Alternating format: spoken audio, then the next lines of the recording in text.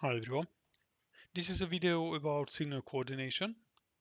If you remember, I made a video not that long ago about the same topic, just I had two very simple cross intersections, and I got a request how to deal with um, the coordination and settings when we have more than two. So I made this video for it. Let me start from the beginning. So I have three intersections. If you see, the second intersection is a little bit different compared to the previous models. I will make sure that I put in down in the description below the link to that video. I would recommend to view that first, because in this one I'm not going to go to the details of the basics, and in that one I did. So please check that out first. So when we do coordination or link between intersections, you need to understand that you need to make compromises, and you need to sacrifice, let's say, side arms or the other direction. In this one, I only have one direction. I don't want to sit here for 2 hours, and I don't think you would enjoy it either. Um, and but I improved this one a little bit to have more stages, so this will demonstrate what I was talking about. And the third intersection as well, it's a small one. The way it works in this case, I give a signal from the first one that okay, now I am in this first stage, let's say the main through stage.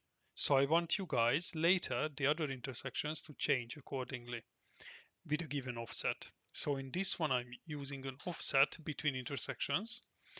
Um, this way you can take into account the time, the driving time between intersections. So if you have, of course, two intersections very close to each other, then you don't need a lot of offset. But if you have, like in this case, you need probably a bit of offset. And you always need to prioritize one movement. So in this case, I'm going to prioritize the through movement from um, west to east. Okay. In Vissim, what you need to do, you need to define, in the previous one I showed you how to define the coordination, the communication between them. So signal control menu communication, and I move data from signal control number 1, channel 1, to signal control number 2, channel 5. Channel 5, I selected 5. It can be 1, 2, 3, 4, whatever number I want. I also, in this case, going to send data from signal control 1 to 3. I'm not going to communicate the data from 2 to 3. I'm going to communicate from 1 to 3. In your case, you can do it from 2 to 3 if you want, the way you want. It just basically I need to choose something, and I chose that one. So I'm going to send data from signal control 1 channel 1 to signal control 3 channel 6. I think here you can choose 5 as well if you want, or 1 or 2, doesn't matter. I just thought um, to have a more easy to explain situation, I just selected 6 not to get confused. So this is what I do. I also have three signal controllers, VAP type, and I have now a separate supply file, a poor file, and a separate VAP file for each. The poor files are these ones. 1 and 3 are identical. Just copy paste from the previous model basically. But for signal control number 2, I had to make some changes. I had to add a new interstage.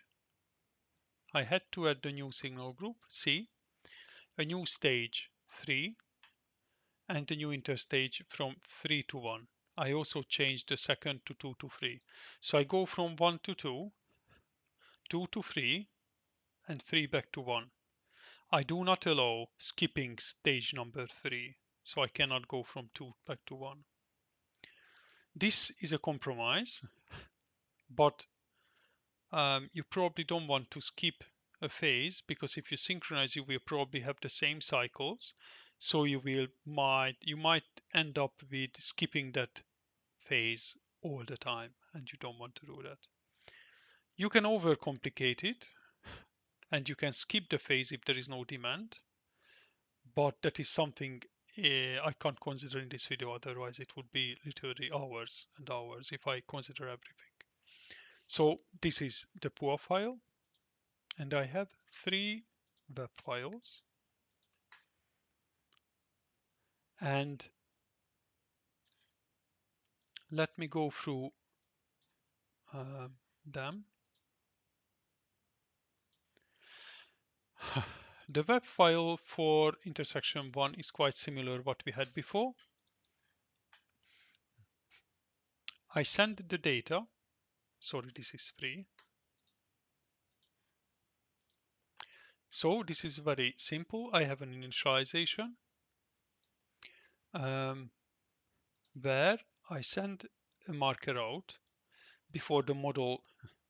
This is for the second when the model starts. So when I'm not in any stage or anything, I just basically need to start somewhere. So in that case, I just put the marker out in channel 1. I put the data 11. 11 is the stage. Signal controller 1, stage 1, that's why it's 11. It can be anything you want. You can send this number as well if you want. Okay, and then I have 2 blocks, one for each stage. If stage 1 is active, then I basically check if there is demand on it, or if I reach the maximum green time, and if I can move on. So basically, if there is no demand or the max green has been reached, then I go to then I go to stage number 2, and I put the marker out for 12.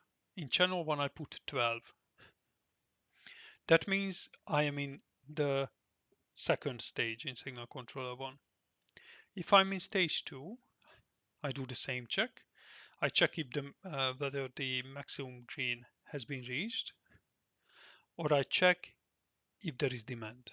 If I can move on, so there is no demand or the maximum green is over or reached, then I go back to stage 1, and I also put in onto channel 5 11. So that means now I am in the first stage, or going to in the first stage.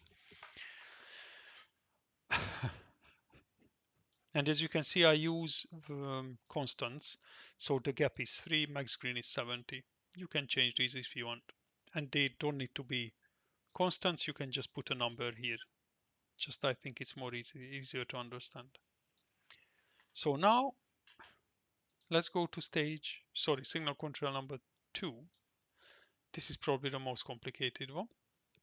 I have the same initialization, and let's just have a catch up. So here I have another stage. So I have stage number 1, stage number 2, stage number 3. As you can see, there is a detector for stage 1. There is a detector for stage 2. There is no detector for stage 3. I will explain why. So I do an initialization. I put I have 2 variables. One is which stage. In that variable, I store signal control number 1's active stage. And I have a timer started 0. That is just a variable I use as a helper later, just needed for the logic. Then in this statement, I use marker get 5. So from channel number 5, I get the information and put it to which stage. So basically, when I use these marker put, that same data will appear here. Since I'm in channel 5 in signal control 2, I'm in channel 5. Okay. Then I have this block. In this one, basically I start a timer. This is needed for the offset because I use offset between intersections. So I send the data from control number 1, and I want the second and the third intersection to change. after a given offset. It is just the way, one way of doing it. It can be so many different ways to do it. It's just a simple way to deal with it. So I check if which stage is 11. So if the first controller is in stage 1. And if the timer started is 0, so if I haven't started the timer yet, then I go in here, then I switch timer started to 1, so that means this will not be true again in the next second or step. And I start a timer called for offset at 0. So I will start counting from 0, second later it's gonna be 1, 2 seconds later 2, and that variable, that timer, is called for offset. You can call it the way you want. It can be like that. Okay. Then I have a block for each stage. If I'm in stage 1, this is gonna be true if the minimum green is over for that signal and stage 1 is active. So basically I'm there and now the minimum green is over, so now I can check against stuff. I check against demand. So I check the demand on this one with headway.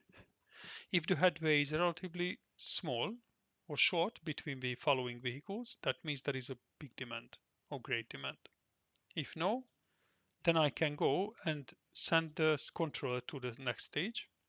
But I also reset and stop the timer because now it doesn't need to count anymore because I just finished that stage. Then timer started is 0. So now that if which stage is 11, then I can go and start the timer again. If I'm in stage 2, I check again for demand here. If there is no demand, then I go to stage number 3. So if you see, I do not check here for anything. So if I'm in stage 2, I cannot go back to 1. I only go to the next stage, to 3. If I am in stage 3 and the minimum green time is over, that 5 seconds, then I check for offset greater than offset. Offset is 3 at this moment. It can be more, it can be 5, 10, whatever. It depends on the distance between the two intersections. Or it can be 0 as well.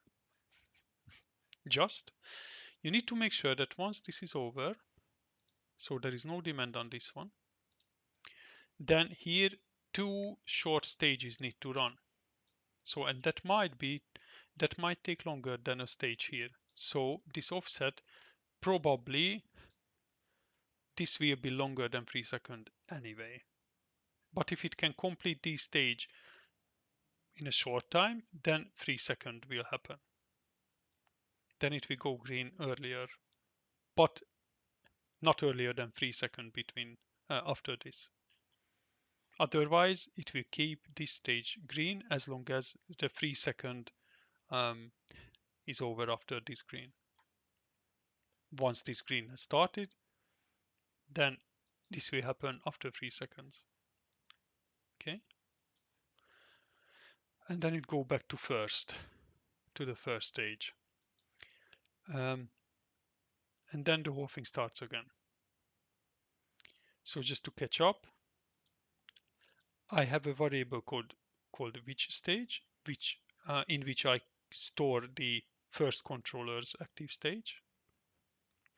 If in the first controller it's in stage 1, then basically I start counting, and if I reach the third second, then I go back to stage number 1 as soon as possible.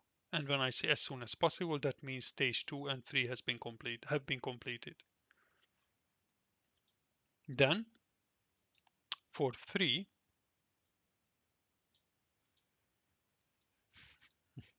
you can see I do not check for demand on the sidearm. I do check for demand on the main arm. And this is a long detector. I use it for occupancy and not for headway. This can be represented, so this represents more like a radar here because the radar can see a long distance.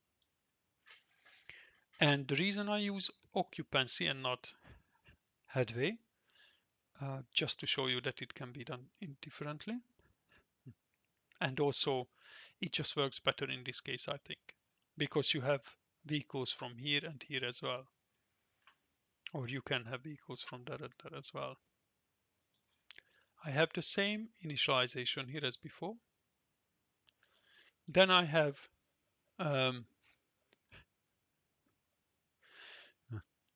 I get the stage information from signal control 1. If you see, this is from channel 6 because we are copying signal control 1 channel 1 data into signal control 3 channel 6. Then I do the same as before. I check if the timer can be started or needs to be started. Then I have two blocks for stages. If stage 1 is active, then I keep it open as long as there is a demand on it, or as long as there is demand on it. This is port number 1, and you need to make sure that these detectors need to be associated to the right controller as well. Okay, then I send it to stage number 2 if there is no demand, and then I do the same, so like reset and stop the timer for offset, and then I also zero out the timer started. So I want to make sure now that if signal control number 1 goes to green on stage 1, then I can start the timer again, and this condition can be true. If I'm in stage number 2 and the minimum green is over, then I check for this offset. As you can see, the offset here is 30. There is quite some distance between the two, so 30, it's probably a bit long, but I just wanted to show that, you know, to show the impact of it. And um, once for offset is greater than offset, then I go back to stage number 1. So now have a look. Okay, the first cycle is, don't look at the first cycle because that's the setup. So now it's red everywhere. There is no more demand here, so this will go green. This should keep green here as long as there is no 30-second left. As long as there hasn't been 30-second from this green. So now this is green, and 30-second starts somewhere around 22-3. Then this will go and open that one. After 5 seconds, this should close and open this because this has been already 3 seconds, so this should start as soon as this is over. And now around 50, this should be green. And it is green. And now it goes as long as there is demand here or the max green is hasn't been reached. This goes as long as there is demand here. And this goes as long as there is a vehicle on this detector.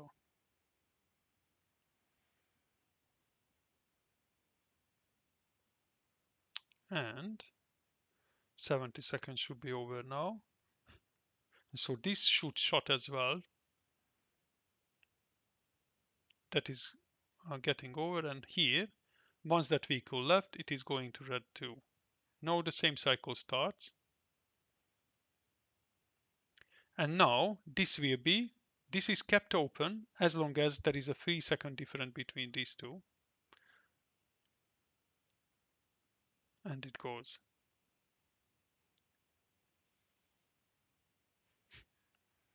So I hope this worked, or this video helped. and let me know in the comment basically if I miss something or something looks strange or whatever. I think it should be fine, and it works fine. I just saw something strange here. That's I got a bit. No, that is fine. So now the cycle runs. Yeah, and it works the 3 second. Yeah, so it should be fine. Let me know if you have any question. I will try to respond to it and or make a new video. So just let me know what's going on. Thanks for watching. Please like and subscribe if you like what you see. And if you want to support me, make sure you check out my Patreon page where you can sign up for the price of a coffee or something. See you the next time.